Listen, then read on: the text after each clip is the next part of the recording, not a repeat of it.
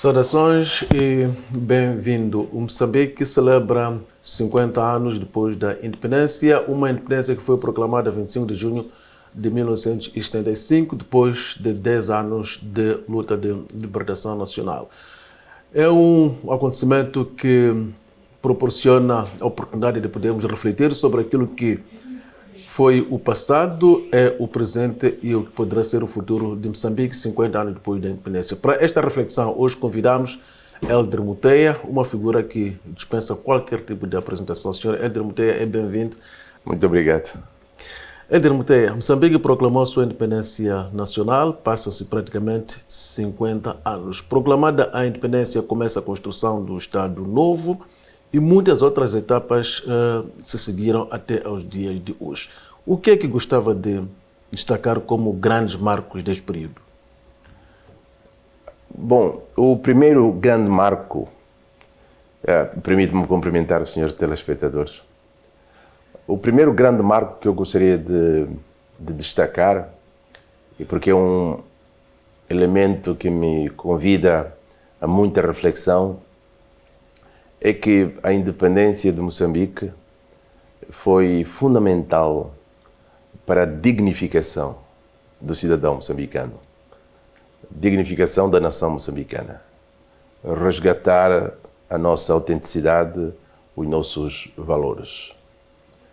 Naturalmente, nós lançamos-nos para construir uma pátria nova, mas tivemos alguns momentos difíceis. E estes momentos também não podem ser esquecidos. Um deles foi a Guerra dos 16 anos, que teve um impacto muito negativo no meio rural particularmente. Fomos vítimas de muitas calamidades naturais, entre ciclones, cheias e outras situações menos boas para o contexto agroclimático particularmente. Mas tivemos alguns avanços do ponto de vista de reconstrução do Estado moçambicano, a transformação do Estado moçambicano num Estado da situação colonial para um Estado dirigido por moçambicanos, a nossa capacidade de formar quadros. Moçambique hoje tem muitos quadros formados no novo contexto e graças as condições foram criadas ao longo destes 50 anos. Moçambique também identificou alguns recursos que são fundamentais para o seu desenvolvimento. Não falo só de recursos minerais e do gás, falo particularmente da identificação das prioridades no campo do setor agroalimentar, portanto, mais de 36 milhões de terras aráveis, dos quais 3 milhões com potencial de ser irrigado, e reconstruímos uma pátria a partir de uma situação difícil, em que os quadros coloniais saíram em debandada, criaram situações de sabotagem até, mas o mais importante é que o país é resiliente e aqui estamos a construir passo a passo. Senhor Hélder Muteia, uma das grandes fases que marca a vida de Moçambique desde antes da proclamação da independência nacional é a unidade nacional. Como é que viu a edificação deste grande projeto, que é um projeto para continuar nestes 50 anos, a unidade nacional dos moçambicanos? À altura da independência, vibrava-se quando se falava da independência, tanto da unidade nacional, hoje já nem tanto.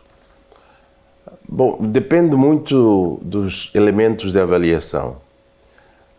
No meu ponto de vista, eu creio que a unidade nacional ela está consolidada. Está consolidada e o facto de algumas pessoas contestarem isso é sinal de que a sua consolidação ameaça certas vontades e certas intenções menos fiáveis. Eu creio que hoje em dia qualquer cidadão moçambicano sente-se parte de um projeto nacional. Quando eu acordo de manhã, eu me vejo num país do Rovuma ao Maputo. eu me vejo em Tete, me vejo em Cabo Delgado, me vejo no Niassa, também em Gaza, e porque, na realidade, hoje, muitas famílias moçambicanas estão moçambicanizadas. Por exemplo, a minha esposa é natural do Sul, eu sou originário do Norte do país, e eu não vejo o país a ser fragmentado por vontades pouco abonatórias. No meu ponto de vista, eu creio que a unidade nacional ela está consolidada. Muito embora tenhamos algumas ameaças, é normal, mas essas ameaças são mais ameaças à segurança, portanto, o caso dos insurgentes é mais uma ameaça à segurança. E são crises geopolíticas que hoje não temos uma explicação muito detalhada, mas que a resiliência do país vai conseguir passar por cima e conseguiremos garantir que a nossa moçambicanidade continue intacta. Considera hoje, na sua opinião, Moçambique mais unido, como se esperava quando se partiu para a luta de libertação, 50 anos depois da independência? Quando se partiu para a luta de libertação, nós não podemos falar de um Moçambique mais unido.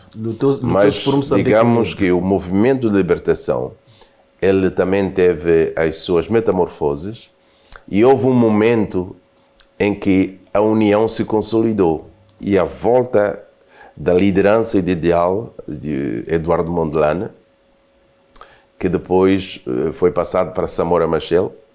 Em termos de liderança, há uma visão que que Eduardo Mondlane ajudou a construir e que Samora Machel ajudou a consolidar e a transportar para o país. Então, e este ideal, consolidado no contexto da luta de libertação nacional, é que vem contagiar o espírito moçambicano no sentido da unidade nacional. E era um dos vetores da criação de um Estado novo, que nós fôssemos unidos. Lembra-se daquelas palavras de ordem, unidade, trabalho e vigilância. Portanto, foi das primeiras palavras de ordem que foram trazidas pela Frelimo, em Moçambique. E, na realidade, a unidade nacional sempre foi uma prioridade para todos aqueles que viam um Moçambique novo, um Moçambique independente. E houve várias ameaças, mesmo no período de transição do regime colonial.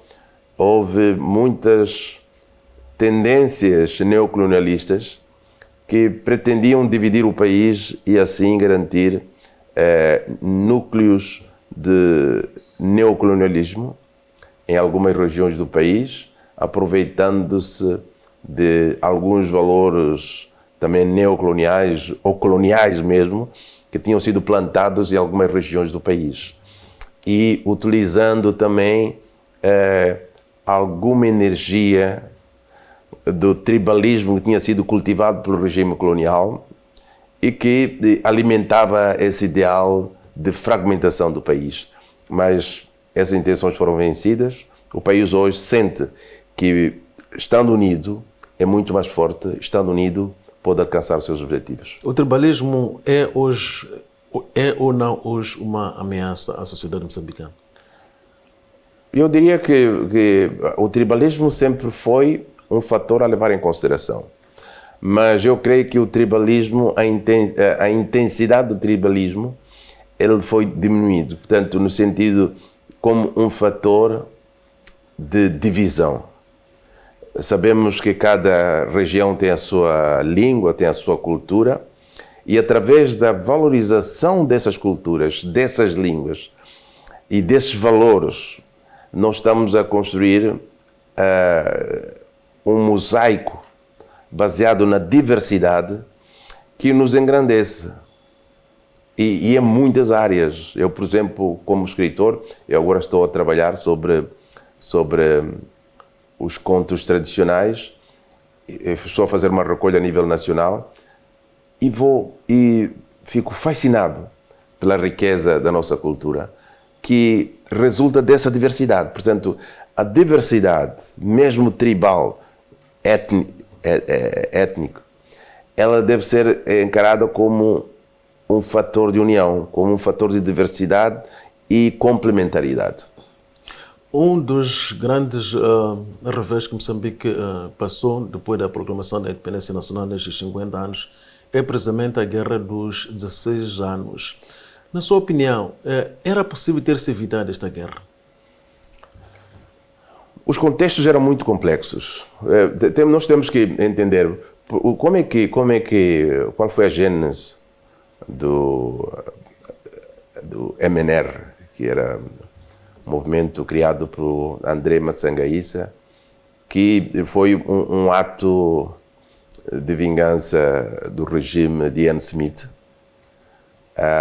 As iniciativas para a libertação da África Austral, que era liderado por Moçambique. Por exemplo, Moçambique, depois de ter sido apoiado pela Tanzânia, pela Zâmbia, Argélia e muitos outros países africanos, achava-se na obrigação de apoiar alguns países, entre os quais a Rodésia, que ainda não tinha alcançado a sua independência, e a África do Sul também, que tinha o regime do apartheid.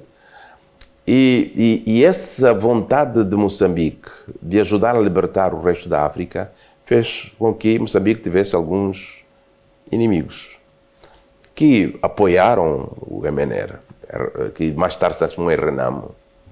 Portanto, são fatores da história. Esses inimigos, eles surgiram por causa de uma causa comum e fundamental, que era ajudar a libertação de algumas regiões, alguns países que ainda não estavam na condição de países livres. Portanto, ainda eram dominados, era uma forma de neocolonialismo na Rodésia, porque era dependente da Inglaterra, e a África do Sul, portanto, era um regime segregacionista de dominação de raça branca. Então, e nós ganhamos esses adversários que alimentaram a Renamo. E, bom, esta entrevista não é para discutirmos os méritos ou não méritos dos fatores que poderiam condicionar a guerra, mas dizer que a guerra ela surgiu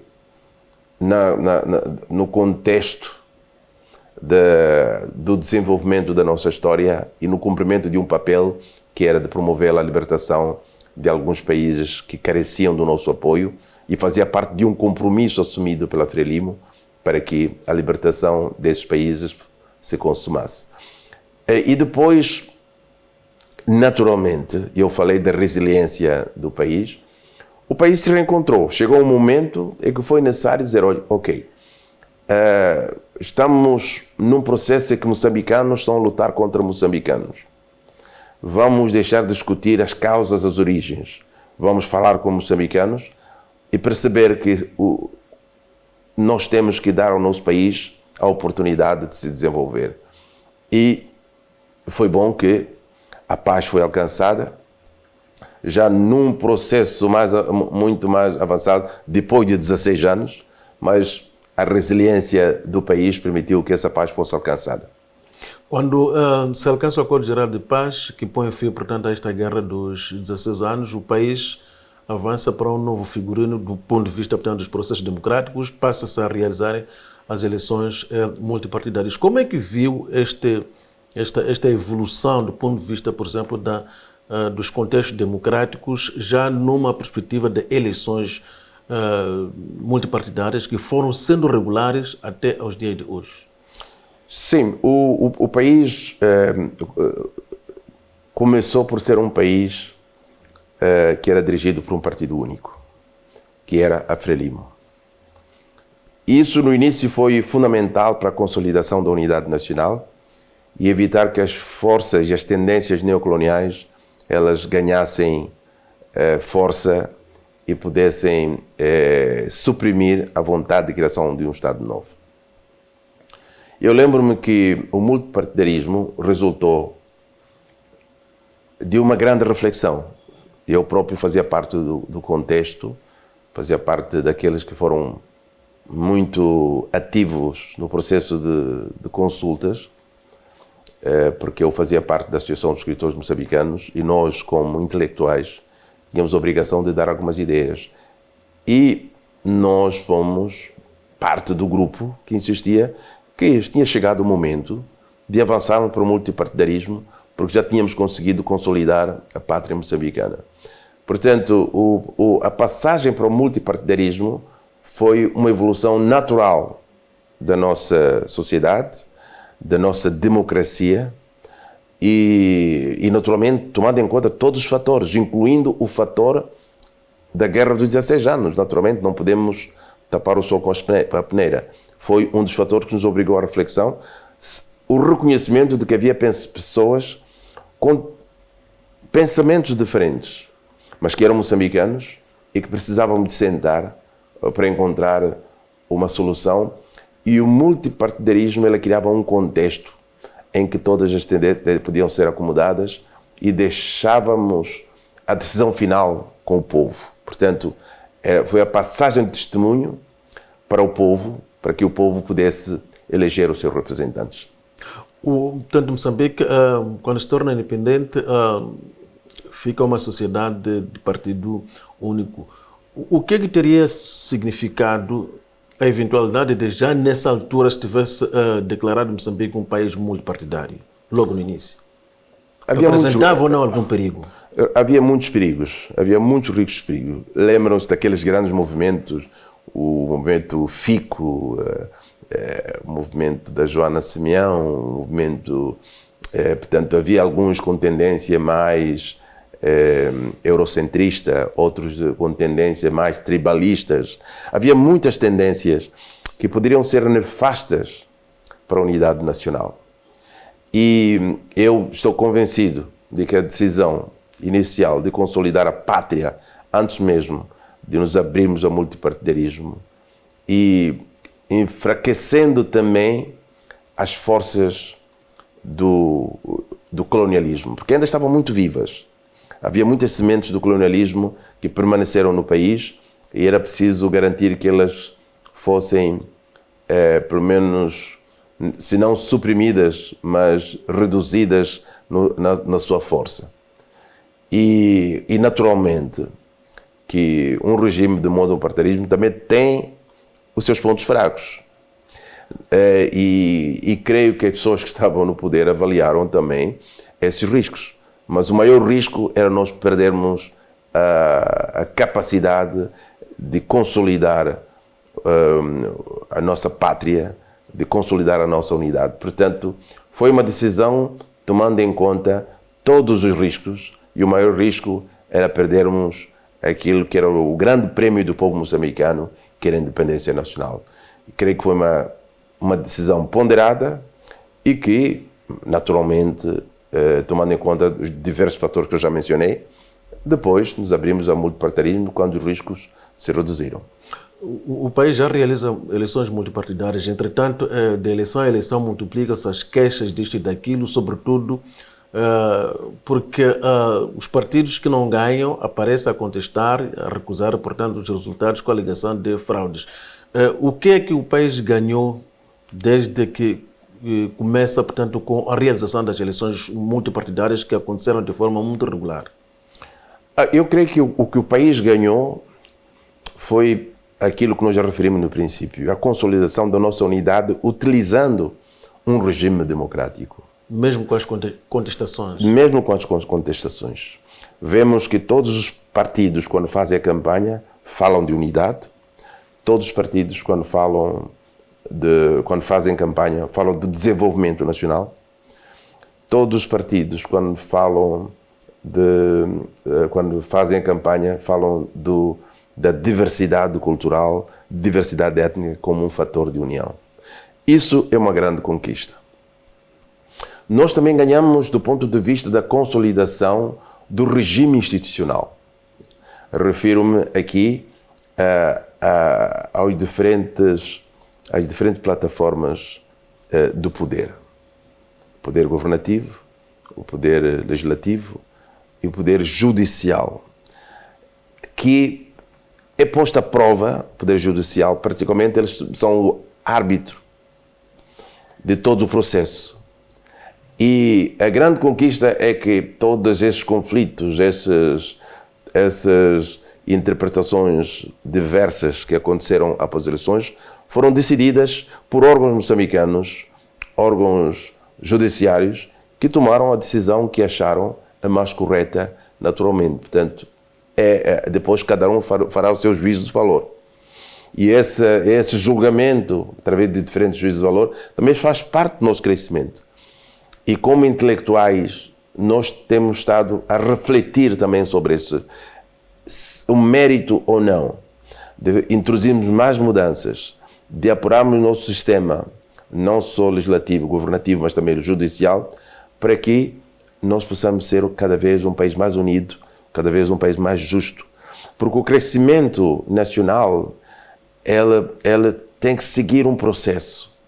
E as etapas de desenvolvimento nacional, algumas delas são dolorosas, são difíceis e difíceis de gerir. Portanto, então não teremos toda a gente satisfeita em todos os momentos, mas como moçambicanos temos a capacidade de nos sentarmos, vermos onde estão as nossas fraquezas e na próxima etapa estarmos mais fortes com os erros corrigidos.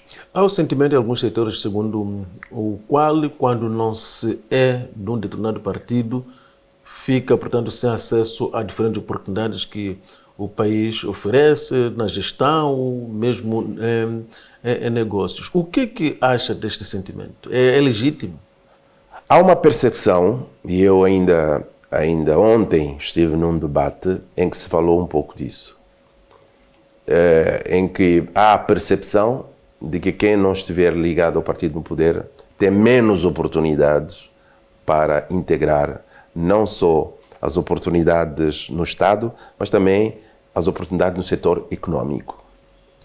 É uma percepção e as percepções devem ser levadas em consideração.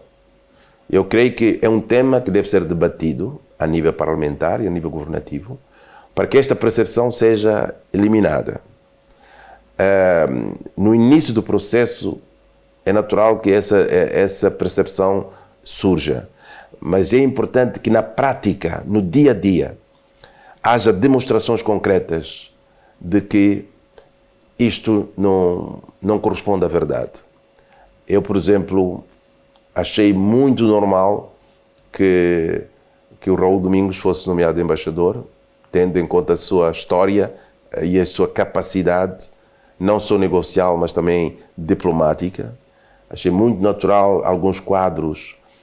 Ainda há dias estivemos a celebrar o Manuel Frank, que contribuiu como um profissional, mas os exemplos devem ser multiplicados. Também temos o Sr. Eduardo Namburete na Argélia. Também temos o Namburete na Argélia, mas temos muitos outros exemplos. Tivemos o pequenino que foi ocupou, PCA da empresa dos Correios de Moçambique. PCA, muitas empresas, e temos outros casos. Mas essa integração também se faz pelo regime eleitoral. Já temos algumas autarquias que estão dirigidas por pessoas da oposição. É um processo e tenho que admitir que essa percepção tem que ser combatida, porque existe. E as percepções são muito perigosas, porque as percepções têm a tendência de ser muito parecidas com a realidade. Portanto, quando a gente percebe uma coisa, é sinal de que a realidade está distorcida. Então, todos nós somos obrigados a encontrar mecanismos para eliminar esta percepção, para que as pessoas possam exercer a sua cidadania de forma livre e não ter receio de represálias ou então receio de sofrerem discriminação ou mesmo dar aso ao oportunismo, porque pode ser que no quadro dessa percepção alguns oportunistas se aliem a um partido ou se aliem ao partido no poder com o intuito de ganhar algumas benesses e de promover os seus negócios. Então é preciso eliminar essa percepção, porque é uma realidade e não podemos esconder essa realidade, não podemos camoteá-la. Então todos juntos podemos trabalhar para que esta percepção seja eliminada do nosso contexto. Sr. Hélder Muteia, o país, ao longo destes 50 anos, uma das grandes prioridades foi a massificação da educação. Hoje o país tem muitos quadros formados, entretanto, milhares de quadros formados e bem formados não têm ocupação. O que isto pode representar para o futuro de Moçambique? Bom, esta também é outra realidade. Como sabe, eu trabalhei fora durante muito tempo e quando cá regressei, uma das realidades com que me confrontei foi muitos jovens formados e que carecem de enquadramento não só na economia, mas também nos outros setores, setor administrativo. Portanto, há muitos jovens formados que carecem de enquadramento. E nós aqui temos 3 reflexões importantes. O primeiro é termos consciência de que temos que promover investimento para que se criem novas oportunidades de emprego. A segunda reflexão é sobre a qualidade de ensino. Será que nós temos um ensino com capacidade para gerar pessoas com alto nível de empregabilidade? Porque uma coisa é ter de diploma e outra coisa é ser empregável, porque pode ser o diploma que não corresponde a uma capacidade de fazer coisas, capacidade de produzir resultados, capacidade de acrescentar valor. Então, há uma reflexão a ser feita do ponto de vista de melhorar o nosso sistema de ensino para que ele seja capaz de formar homens com um nível elevado de empregabilidade. A terceira reflexão é do ponto de vista daquilo que nós queremos como Moçambique do futuro.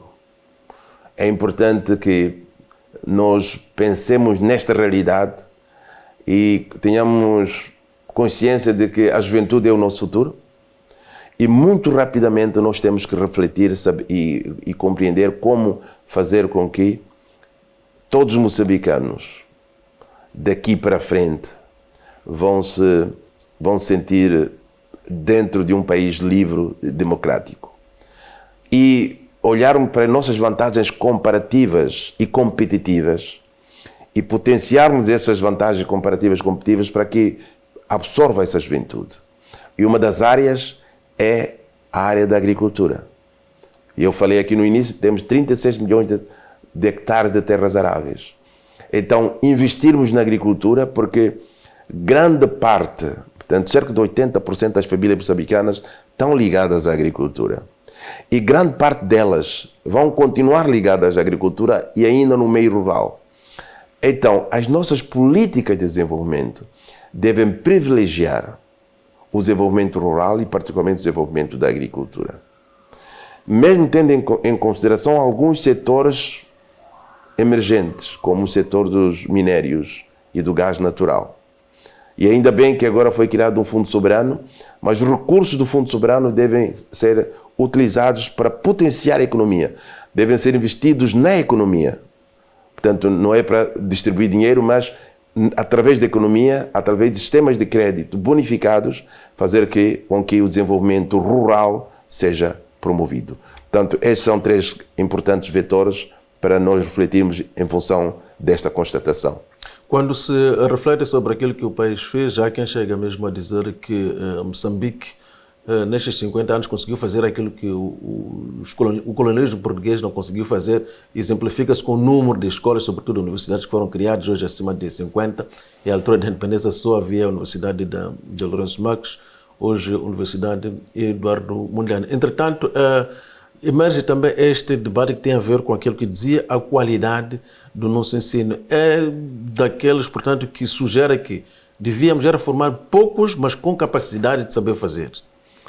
O que devemos ter primeiro é saber que tipo de quadros, que tipo de profissões Moçambique necessita para poder crescer. Depois de identificar essas necessidades, nós temos que investir nas universidades públicas e privadas que vão garantir essa formação. Mas não permitir que, mesmo as iniciativas privadas, finjam que estejam a formar só para ganhar dinheiro. Portanto, temos que ter políticas bem claras para quem se aventura na área da formação de quadros para ajudar o Estado. O setor público deve ser aquele que dita o ritmo, os padrões e o ritmo, mas não vedar a iniciativas privadas. Mas essas iniciativas privadas devem ser enquadradas com políticas claras, de qualidade e também de certificação. Portanto, não basta permitir que as universidades elas formem, mas tem que haver um mecanismo de certificação. E garantir que, por exemplo, temos muitos quadros formados na área do direito, muitos quadros formados em sociologia, muitos quadros formados em áreas que são importantes, são complementares, mas temos carências em algumas áreas produtivas. Então, se calhar, se tivesse uma política bem clara para a orientação destes jovens, eles não teriam despendido o seu tempo a formar-se em áreas que têm pouca utilidade na economia, que serão úteis talvez mais tarde, depois que o país atingir um nível de desenvolvimento. Vamos precisar de muitos sociólogos, muitos homens de direito para garantir isso, mas antes é preciso combater a pobreza, é preciso trabalhar na criação de riqueza direta, no setor primário da economia. Então, mas isso como é que se faz? O Estado tem a responsabilidade de ter políticas bem claras, para que as pessoas saibam, eu estou a formar-me nesta área porque o meu país precisa de pessoas formadas nesta área. E não liberalizar tudo, e isso cria desequilíbrios. E esse desequilíbrio pode ser abordado agora, portanto, não há situação que não possa ser corrigida. A partir da consciência de que temos esta realidade, o país pode começar a ajustar as políticas por forma a enquadrarmos a juventude e a formarmos aqueles de que necessitamos. Acha que o emprego formal é a solução dos problemas do país quando falamos do desemprego que afeta grande parte dos jovens moçambicanos? Olha, a questão do emprego... Nesta altura, o Estado é o maior empregador. Teria capacidade para se abrir um pouco mais para empregar, absorver mais jovens? Aqui há duas questões. O emprego formal pode ser com o Estado, pode ser também no setor privado. O ideal numa economia é que grande parte dos empregos sejam formais, no sentido de que tem um contrato de trabalho, paga impostos e respeita um regime que ajuda a economia.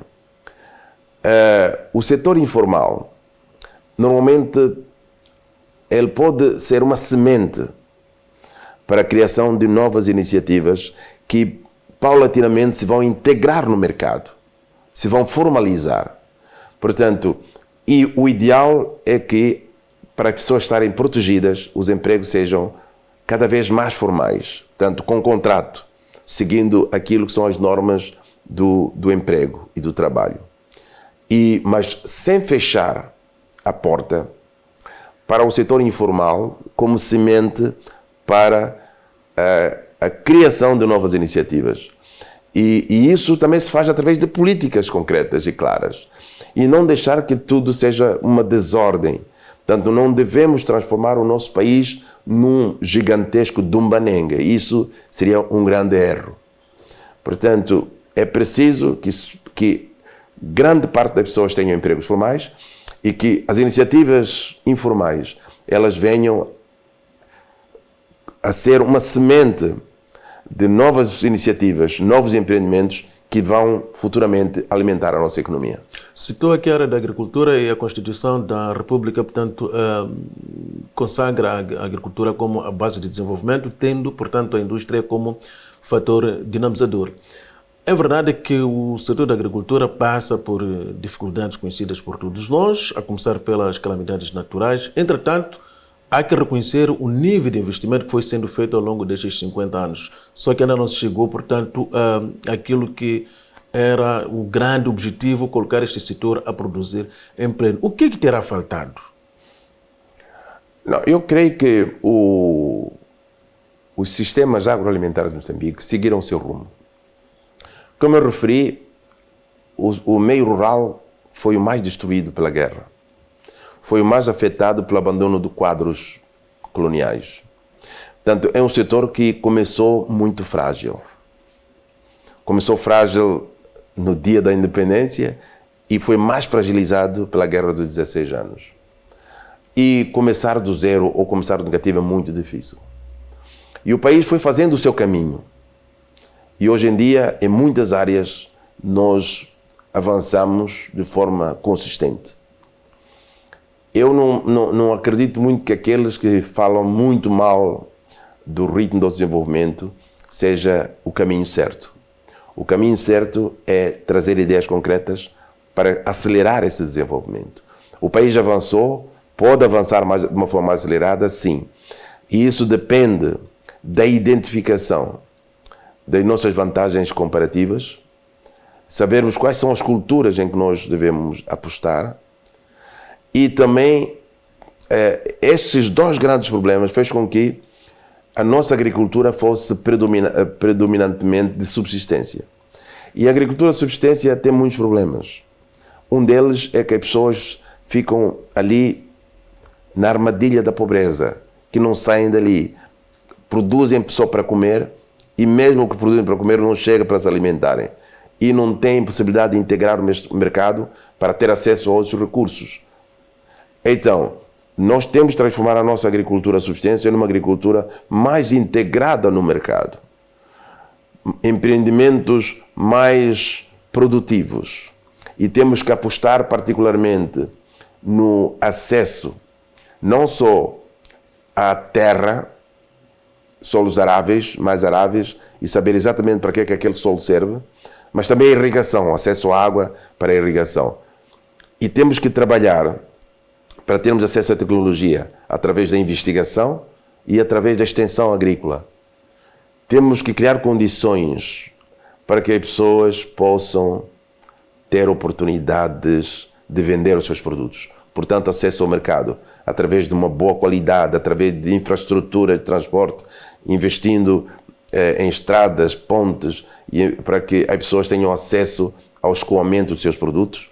E, particularmente, temos que investir no acesso ao crédito. Não se pode desenvolver a agricultura se não tivermos um crédito, um microcrédito, primeiro para os pequeninos, e um crédito para o setor agroalimentar. É fundamental que o governo pense seriamente nisso. Temos que criar e consolidar estes 4 pilares que eu já me referi, mas o crédito é fundamental. Nós estamos a falar que as pessoas devem adotar tecnologias novas, e é importante, mas essas tecnologias têm um preço, que garante maior produtividade, mas só com o crédito a pessoa vai poder buscar esse dinheiro, investir, produzir, vender e completar o ciclo do crescimento. Concorda, portanto, com aqueles que hoje concluem que a agricultura familiar já não é a solução da produtividade agrária em Moçambique? A maior aposta deve ir para a agricultura comercial? Não. São duas discussões diferentes. A agricultura familiar pode ser até corporativa, pode ser grande. Quer dizer, uma família pode ter uma grande propriedade. Portanto, a agricultura familiar, ela é até desejável, mas tem que ser uma agricultura que não seja de subsistência. São dois fatores diferentes. É verdade que grande parte da agricultura de subsistência é familiar, mas uma agricultura familiar pode ser bem organizada e garantir grandes níveis de produtividade. Portanto, o que nós devemos fazer é pegar naquela agricultura, grande parte que é familiar, mas de subsistência, e transformá-la numa agricultura familiar, mas integrada no mercado. Portanto, e essa transição é muito mais suave. Portanto, não vamos alterar a dinâmica familiar, mas vamos garantir que eles sejam mais produtivos e não em regime de subsistência. Porque o regime de subsistência, a pessoa só come para sobreviver. E isso não é bom. Portanto, não é bom para o país, porque a pessoa representa um peso para o país, porque não consegue produzir a um nível que contribui para a economia. Então, se a família for apoiada para ter sistema de regadio, tecnologia, crédito e mercados, ela vai produzir, vai pagar impostos e vai fazer com que o país cresça. Portanto, a integração dessas unidades familiares em regimes mais produtivos é fundamental. Uma das coisas que fomos assistindo ao longo destes 50 anos de independência, quando falamos da agricultura, é uma agricultura que não está ligada necessariamente aos mercados, precisamente por falta de uma cadeia completa. Como é que se resolve este problema? Há zonas com maior produção e aquela produção acaba se deteriorando muitas vezes para o acentuar da pobreza dos produtores, neste caso dos camponeses, porque a produção não chega às zonas de consumo por falta de estradas, por falta de linhas férreas. Sim, é por isso que eu falei da necessidade de identificar prioridades. Moçambique tem que olhar para as suas vantagens comparativas. Onde é que consegue produzir mais arroz, onde produz cana, onde produz feijão, onde se produz algodão, onde se produz chá, onde se produz copra, onde nós conseguimos ter vantagens comparativas e fazer com que haja políticas para garantir que essa vantagem comparativa é comparado com outros locais, nós produzimos a um preço baixo. Transformar isso em vantagem competitiva, porque depois de produzir, a pessoa que produz arroz num distrito, digamos no Xinde, ele tem que saber como é que vai vender esse arroz. E isso é que lhe dá vantagem competitiva, ele ter um mercado. Então, o Estado tem que saber onde é que tem que intervir, porque o Estado entra através de políticas. Se o Estado tem que construir estradas, se tem que construir pontes, se tem que criar batelões, se tem que criar um sistema de transporte marítimo, se tem que criar acordos internacionais para venda. Portanto, o Estado ele joga como árbitro e facilitador. E às vezes, usando a gíria desportiva, como distribuidor de jogo. Então, é muito importante que haja essa identificação das prioridades para desenharmos políticas concretas. E quem faz as políticas? Uma parte das políticas é feita a nível do Parlamento, mas grandes partes das políticas é feita a nível do Governo, e inclui também nas autarquias. É possível uma autarquia organizar-se para desenvolver uma cadeia de valor da mandioca, do feijão, do milho, do algodão, fazendo com que, e estabelecer alguns acordos. Portanto, o papel do Estado é criar as políticas para transformar vantagens comparativas em vantagens competitivas. A particularidade de Moçambique, Sr. Hélio da Muteia, tem a ver com o facto de o país não ser carente de políticas. Temos muitas políticas e muito boas políticas. O grande problema está em sair da política para a sua materialização. Não, quando temos muitas políticas que não são efetivas, significa que não são boas políticas. Então, nós temos algumas boas políticas que estão a funcionar. Aquelas que não estão a funcionar devem ser abandonadas imediatamente e transformadas, e criar novas políticas que substituam e que cumpram o ideal de criar de estabelecer, portanto, as cadeias de valores têm várias etapas. Então, as políticas, cada política tem uma influência numa ou várias etapas. Então, quando diz que temos muitas políticas, mas que não funcionam, significa que essa política deve ser abandonada, deve ser rejeitada, porque não funciona. Ou que necessita de uma outra política que garanta que esta política possa funcionar. Portanto, e esta reflexão tem que ser feita todos os dias. E é por isso que o Conselho de Ministros se reúne uma vez por semana, e é por isso que o Parlamento se reúne várias vezes ao ano para garantir e analisar. E é por isso que os parlamentares têm a obrigação de verificar e saber o que é que não está a funcionar. Então temos que garantir essa capacidade de diálogo, que os parlamentares e os governantes possam dialogar sobre que políticas estão a funcionar e que ajustes devem ser feitos nas políticas. Que políticas devem ser abandonadas. Uma política que não funciona deve ser varrida do mapa. Estará certamente recordada, para não falarmos no vazio, de dois grandes exemplos que podem ser chamados para esta conversa: o famoso PPI, o Plano Prospectivo Indicativo, e a década de vitória sobre o subdesenvolvimento. Sim, são iniciativas que surgiram na altura, são vontades, mas ela própria, por exemplo, essa da década de passagem, ela foi um ideal, uma vontade, que não é irrealista, mas os fatores e as condições ainda não estavam criadas para nós sairmos em 10 anos do subdesenvolvimento para o desenvolvimento. Por exemplo, na altura que esta política foi declarada, os níveis de analfabetismo no país rondavam os 70%. Não é possível, em 10 anos, nós erradicarmos Para estar no patamar de um país desenvolvido, os níveis de analfabetismo devem estar abaixo dos 20%.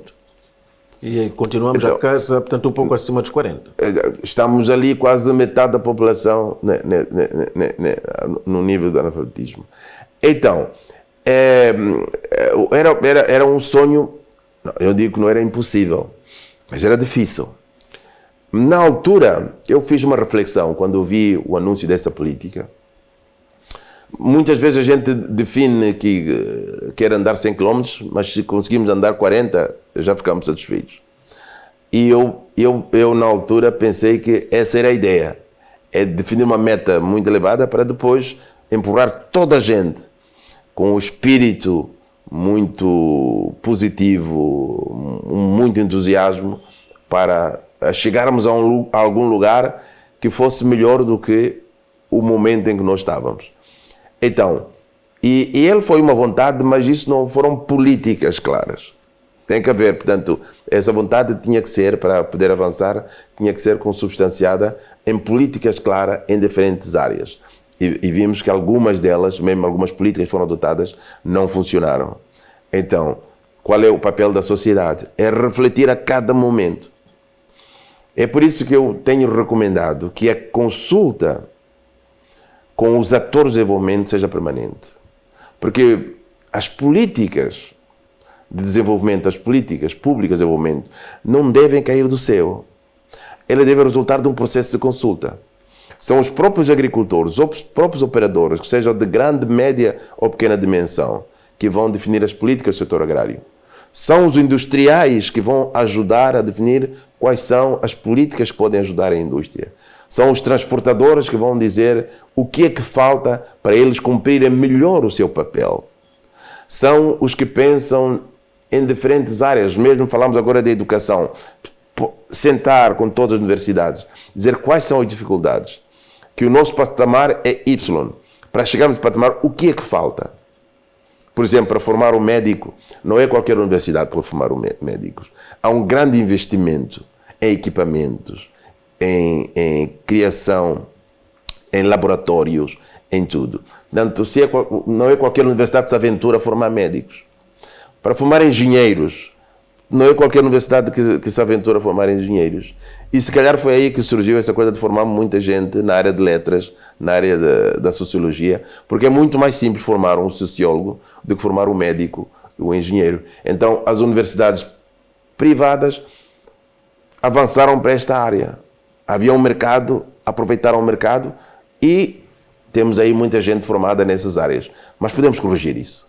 Nestes 50 anos, também testemunhamos a capacidade do país de produzir quadros de grande capacidade que ajudaram a servir o sistema, por exemplo, das Nações Unidas, é exemplo disso, outras organizações como União Africana, etc, etc. Pode partilhar a sua experiência? Sim, isso demonstra que Moçambique teve a capacidade de formar quadros de nível internacional. O meu caso e alguns outros casos são os mais conhecidos, mas nós temos muitos, são muitos quadros anónimos que estão nos sistemas não só das Nações Unidas, mas de organismos internacionais, de universidades. Eu trabalhei no Brasil, muitas universidades têm professores moçambicanos. Em Portugal, muitos professores moçambicanos nas universidades estão anónimos, não estão. Na França, há muitos professores de universidades moçambicanos. Portanto, Moçambique tem a capacidade de formar gente de qualidade e que estão a servir não só aqui em Moçambique, mas também no contexto internacional. E é importante que nós desenvolvamos mais o nosso contexto nacional, porque isso é que dá garantias da qualidade dos quadros que nós produzimos para o exterior. E devemos desenvolver também a nossa economia para permitirmos o regresso de alguns destes quadros. Grande parte destes quadros que estão no exterior, se voltassem para Moçambique, ajudariam o país a crescer a uma velocidade muito mais acelerada. E temos de ter políticas também para atrair essa gente, porque essa gente não volta porque tem bons salários. Para regressarem tem que haver políticas claras e eles terem consciência de que regressando não estarão a regredir, mas a progredir na sua carreira e estarão a ajudar o seu país, mas sem que eles próprios sejam extremamente sacrificados. Portanto, é mais uma área em que o governo e o parlamento devem definir políticas para atrair o regresso de alguns destes quadros e também o regresso de alguns capitais. Já há muitos empresários moçambicanos no estrangeiro e que não voltam a pôr os seus capitais em Moçambique porque têm receio que a situação um pouco clara possa absorver os capitais investidos. Então, é um desafio que o Parlamento e o Governo tenham políticas claras para fazer com que os quadros que estão no exterior possam voltar para o país e os capitais detidos por moçambicanos no exterior possam investir na terra-mãe. 50 anos depois da independência nacional, quais são as grandes ameaças que identifica para o futuro da nossa independência? Ou não há? Não, as ameaças existem sempre. A primeira grande ameaça é essa da insurgência no norte. É uma grande ameaça que tem que ser... nós temos de sentar como moçambicano e vermos qual é a solução para combater isso.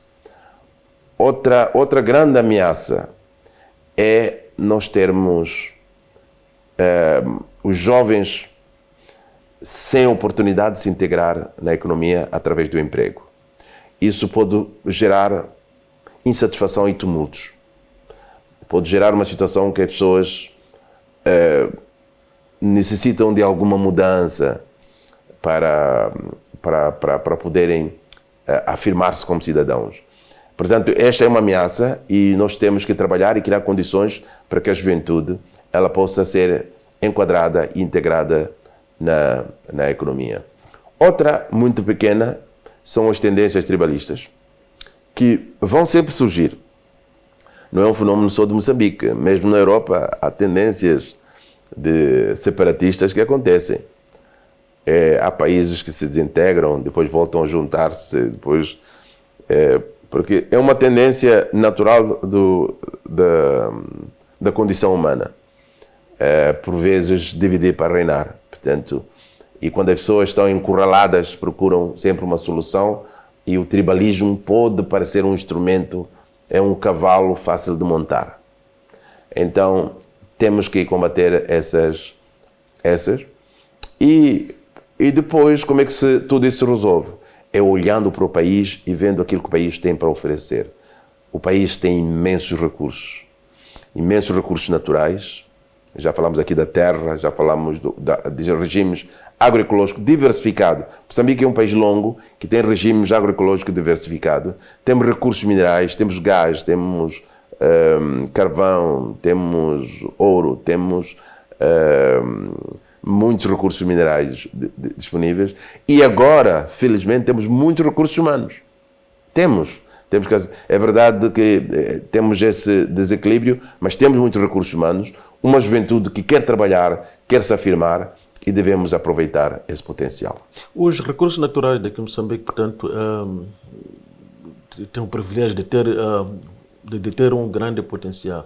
Olhando para aquilo que são outras experiências pelo mundo fora, não pode representar um grande perigo para o país. Vamos ver como é que está, por exemplo, a República Democrática do Congo. E outros analistas, portanto, associam os acontecimentos no Congo Democrático à abundância de recursos naturais. Sim, é uma mistura de fatores. Um é que há muitas riquezas que atraem a cobiça de muitos setores, e alguns deles ocidentais, e faz com que o país seja dividido. E qualquer tentativa de organizar o país representa uma ameaça para esses negócios, essas ilhas de negócios, e por vezes meio ilícitos. Mas do ponto de vista mesmo do desenvolvimento da economia, o fenómeno de identificar recursos naturais, como o gás, por exemplo, é um fenómeno que pode acontecer e é conhecido pela doença holandesa em economia. É um grande perigo. E creio que alguns passos que os amigos estão a dar já são para combater esse risco. Portanto, a criar um fundo soberano. porque a indústria do petróleo e do gás são iniciativas verticais, quer dizer, que beneficiam um grupo muito pequeno de pessoas. Gera muito dinheiro, beneficia um grupo muito pequeno e grande parte dos recursos são exportados, beneficia grandes monopólios. E a forma de fazer com que esse potencial seja aproveitado é que os recursos devem ser integrados na economia, de forma organizada, que não entre de forma anárquica. E entrar de forma organizada é entrar na economia, e a economia moçambicana, como disse a Plataforma de Agricultura, se nós conseguirmos que os recursos gerados pelo gás, pelo petróleo, sejam investidos na agricultura, sejam investidos em infraestruturas, sejam investidos na educação e investidos em áreas que vão promover o desenvolvimento, aí vamos conseguir vacinar-nos contra o risco daquilo que se chama doença holandesa, que é a economia estar concentrada num único recurso. Eu lembro-me, eu trabalhei na Nigéria também, e em algum momento eles tiveram também esse grande debate, porque o que é que a população fazia? Pegava nos recursos que tinham sido identificados e dividia por cada moçambicano, e cada um pensava que tem direito a tantos barris de petróleo. E o mesmo fenômeno pode acontecer aqui em Moçambique. As pessoas pensarem, agora temos gás, cada um vai ter direito a alguns barris de gás liquefeito e que deixa de trabalhar. As pessoas ficam preguiçosas e procrastinam as suas iniciativas a aguardar que o gás resolva todos os problemas. E se o governo tiver a tendência, cada vez que houver um problema, a lançar o dólar do gás, o petrodólar, e isso faz com que as pessoas se acostumem a esse regime de riqueza caindo do céu. E matamos a economia.